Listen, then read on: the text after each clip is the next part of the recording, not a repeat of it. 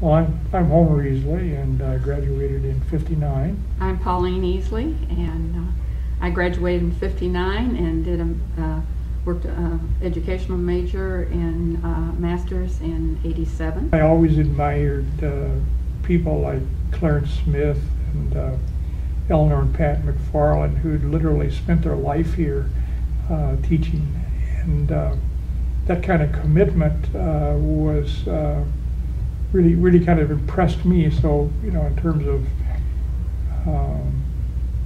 getting an understanding of maybe of responsibility and what it means to be committed to a task or to a cause. You saw in those people who came through the Depression years here when a donation came to the college, the money was divided up and given to the faculty so they could have a little bit to eat, and sometimes a little more was given, I understand, to one than the other because they had more children or something of that sort. And I'd planned to teach in high school. I graduated a couple of years after Sputnik, and there was quite a few special programs developed around the United States to train people who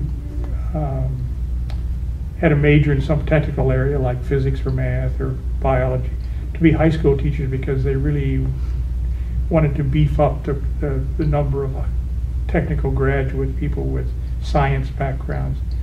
So I had an opportunity to spend a year doing that, and I was actually looking for a job in a high schooler in the area, in Aurora area, and I got a call from I think it was probably Jim Crimmy, either he or Mark Trumbull, one of the two called and said, how about coming back and teaching physics? And as I didn't have any other job offers at that point, I said, why not? So that's how I ended up here. And after Homer spent a year at Johns Hopkins, and I taught my first year teaching in Baltimore, and we came back, and I spent 30 plus years in West Aurora School District then. So, got your master's the same year our daughter got her yes. master's degree. So. That's right. I almost forgot about that.